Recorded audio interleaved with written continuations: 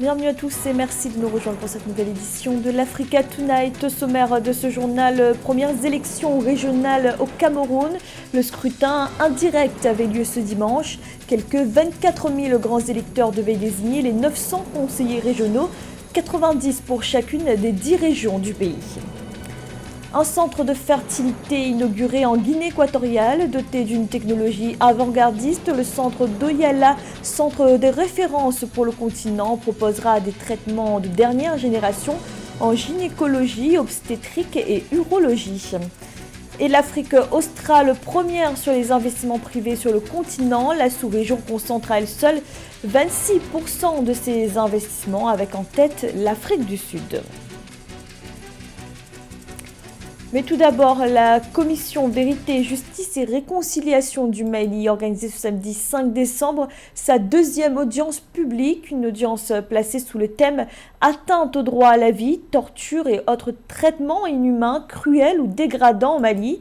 Plusieurs victimes ont témoigné au cours de cette journée. Au total, la commission a reçu plus de 19 000 dépositions dans ses antennes régionales. Le Premier ministre malien Mokhtar Ouane présidait cette audience et a rappelé l'importance de ces témoignages dans le travail de réconciliation.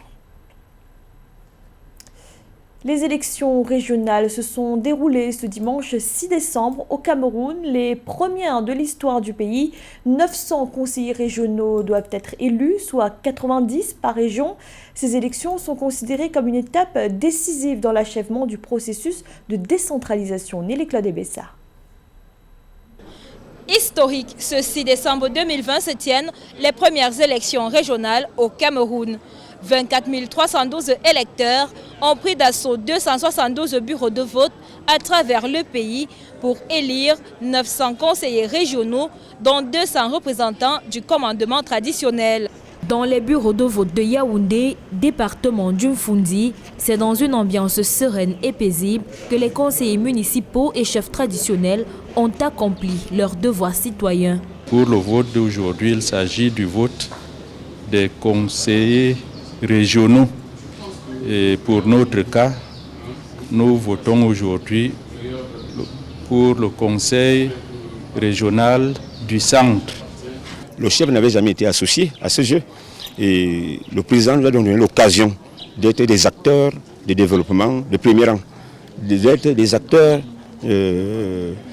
sur le terrain afin de renseigner non seulement l'autorité administrative, les forces de maintien de l'ordre pour la sécurité et en plus pour mieux encadrer nos populations. Pour ce scrutin inédit au Cameroun, 14 partis politiques sont en liste, dont le parti au pouvoir RDPC, qui présente des candidats dans toutes les 58 circonscriptions électorales et fait cavalier seul dans 35 départements. Du côté de l'opposition, les principaux challengers sont l'UNDP, qui présente 11 listes, le PCRN 7, le PURS 3 et l'UPC en a 2. Pour de nombreux observateurs, la tenue de ce scrutin témoigne de la mise en œuvre de la démocratie et de la liberté d'expression des différentes composantes de la société camerounaise. Ils invitent toutefois les autorités à assurer la transparence jusqu'au terme de ce scrutin.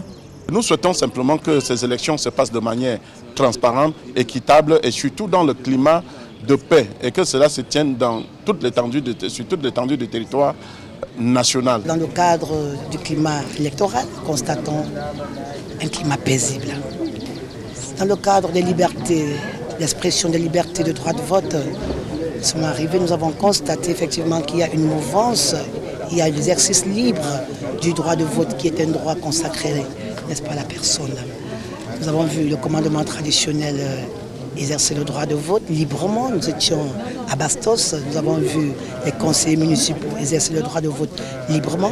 Élus pour un mandat de 5 ans, les conseillers régionaux apparaissent comme l'aboutissement du processus de décentralisation qui, de l'avis de certains experts, permettra de répondre aux aspirations des populations, notamment dans les régions du Nord-Ouest et du Sud-Ouest.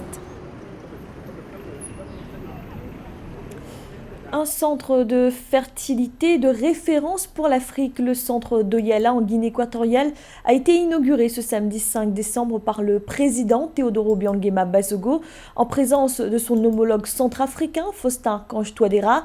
Le centre proposera notamment la procréation médicalement assistée aux familles confrontées à l'infertilité. Corinne Comsefem. Le président Théodore Obiang-Nguema Bazogo de la Guinée équatoriale a inauguré ce samedi 5 décembre le centre de fertilité d'Oyala dans la province de Djiblouti. Selon le site officiel de la présidence, des membres d'une délégation de la République centrafricaine, dirigée par le président Faustin Archange Touadéra, ont assisté en tant qu'invités d'honneur à cette inauguration. Il vous souviendra que le président Faustin Touadéra, après son élection, après son accession à la magistrature suprême en Centrafrique, a effectué un voyage en Guinée équatoriale, notamment à Malabo, pour venir visiter le centre médical La Paz. Parce que le président Touadéra, la Centrafrique, le président Touadéra, ami de la Guinée équatoriale, la Centrafrique, pays frère de la sous-région, donc est venu partager, venu découvrir les prouesses des centres de santé de la Guinée équatoriale. La première visite qu'il a effectuée, il l'a effectué au centre médical La Paz à Malabo.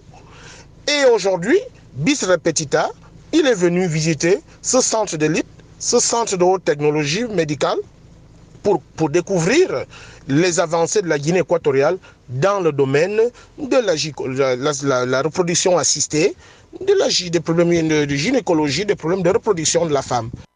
Le centre de gynécologie et de fertilité de Djiblouti, une référence en Afrique, dispose de la technologie la plus avant-gardiste pour mettre en œuvre les techniques de pointe appliquées aux différents traitements de gynécologie, obstétrique, urologie et fertilité. Ces traitements se distinguent par l'insémination artificielle, la fécondation in vitro et l'ovodonation. Par ailleurs, le centre fonctionnera sous la protection d'une loi réglementant les pratiques et techniques de procréation assistée, respectant l'éthique professionnelle et la dignité des personnes, une aubaine pour les nombreuses familles du pays confrontées aux problèmes d'infertilité. L'existence d'une structure de santé garantissant une offre de services répondant à la qualité et aux conditions conformes aux normes internationalement recommandées aura non seulement un effet positif sur l'économie de ces familles, mais contribuera également à économiser des ressources au profit du pays. Pour le gouvernement équato-guinéen lancé dans la diversification des sources de croissance, la promotion du pays en tant que destination pour le tourisme de santé international permettra de promouvoir une économie durable, faisant du secteur de la santé l'un des piliers de l'économie touristique, véritable coup d'accélérateur vers l'objectif de la couverture sanitaire universelle, une priorité nationale du programme Horizon 2035. Le Tchad a investi dans les structures de transformation des produits de l'élevage. Le gouvernement envisage désormais l'exportation de ces produits vers les autres pays africains. La viande tchadienne possède d'ailleurs un avantage comparatif par rapport à la viande en provenance d'Amérique latine. Sa proximité d'abord, une exportation en 24 heures, mais aussi une viande totalement bio. Nelly Claude Belsard. Le Tchad se lance à la conquête des marchés de viande dans les pays africains et du Moyen-Orient. Pour réaliser cette ambition, les autorités misent sur les infrastructures de transformation des ressources animales comme l'abattoir frigorifique de Farcha. Le pays veut atteindre son plein potentiel de production de viande fraîche et profiter de sa situation géographique pour intensifier son exportation. Les commerçants de viande qui ont un contrat avec le Gabon, avec le Congo, avec la République démocratique du Congo, avec le Nigeria, avec l'Égypte, avec la Guinée équatoriale, avec n'importe quel pays demandeur. Ils font leurs accords.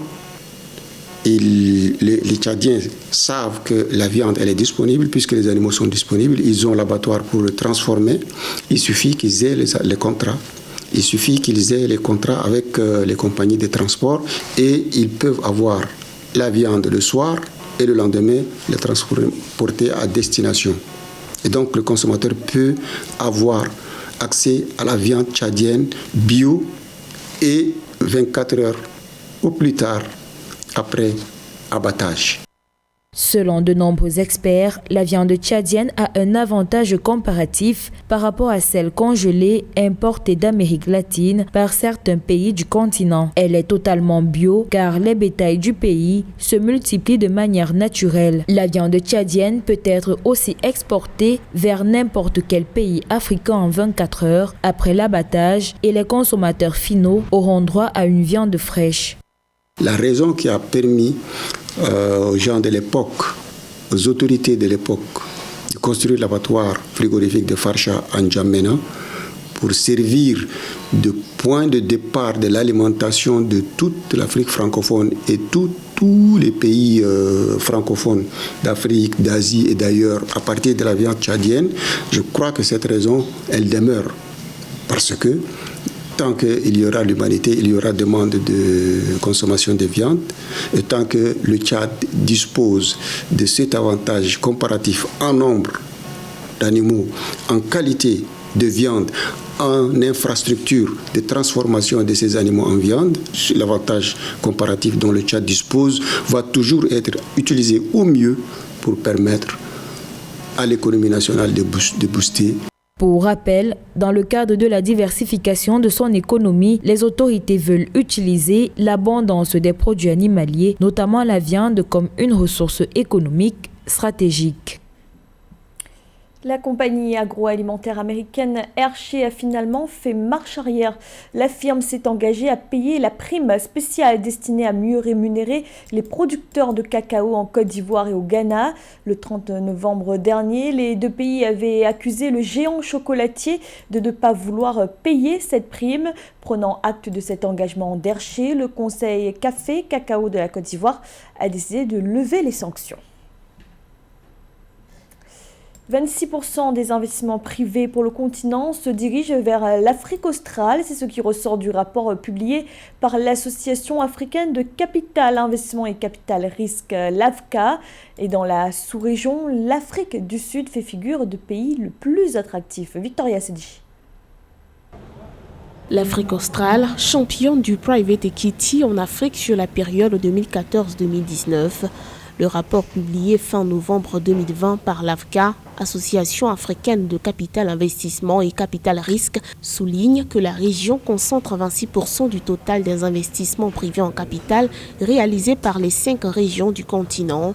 Cela correspond à 311 offres conclues pour un montant total de 3,8 milliards de dollars. C'est quand même un signal fort par rapport à l'évolution du capital investissement dans cette partie du continent. D'une manière générale, tous les pays africains ont du potentiel en matière de capital investissement. Et ce potentiel est par rapport à la démographie de nos pays, qui est une démographie assez jeune. Du coup, il y a au manque d'infrastructures dans nos pays et avec une marge de croissance extraordinaire dans nos pays. Tous ces éléments mis de bout en bout font que c'est des terrains très propices au capital investissement. L'Afrique du Sud concentre 65% de ses investissements en capital effectués en Afrique australe grâce aux initiatives gouvernementales visant à renforcer l'attractivité du pays ces dernières années, d'après l'AFCA.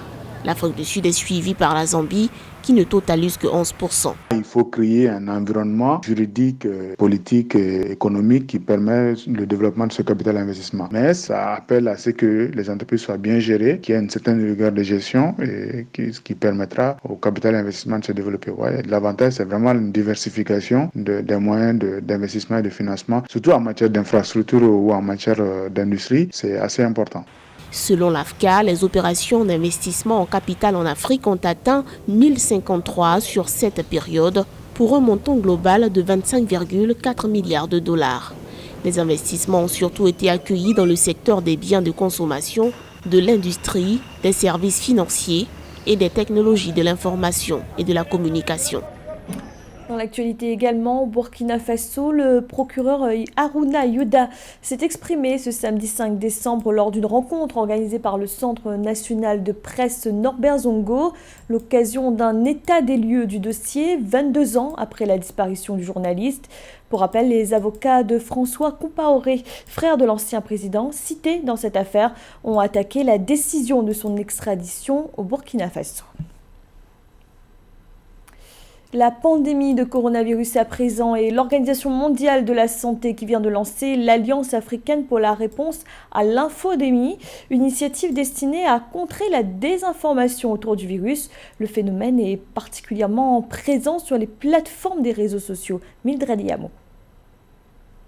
Alors que l'Afrique se prépare au déploiement du vaccin anti-Covid-19, l'Organisation mondiale de la santé intensifie sa lutte contre la pandémie. Le 3 décembre 2020, l'institution a lancé une initiative baptisée Alliance africaine pour la réponse à l'infodémie, visant à éradiquer les informations trompeuses qui entravent la lutte contre la maladie sur le continent. Dans les situations d'urgence sanitaire, la désinformation peut tuer et garantir que les maladies continuent de se propager. Nous allons nous associer avec les pays touchés pour mettre en place des interventions qui sont nécessaires pour éliminer davantage la désinformation sur le virus, alors que nous nous préparons au déploiement du vaccin. D'après des indications de l'Organisation mondiale de la santé, ce phénomène est perpétré par des plateformes de médias sociaux non réglementées, avec les économies avancées d'Afrique qui ont la plus forte pénétration d'Internet, identifiées comme des points chauds de désinformation Covid-19.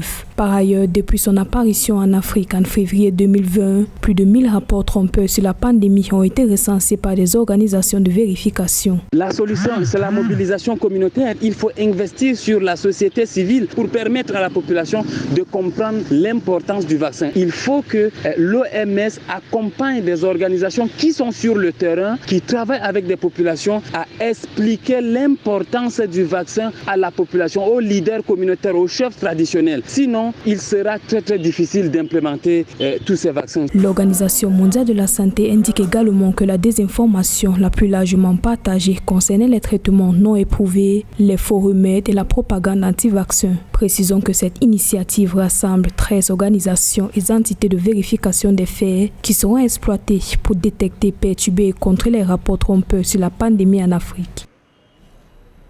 C'était le journal de la rédaction. Merci de l'avoir suivi. Retrouvez dans un instant une nouvelle édition de l'information.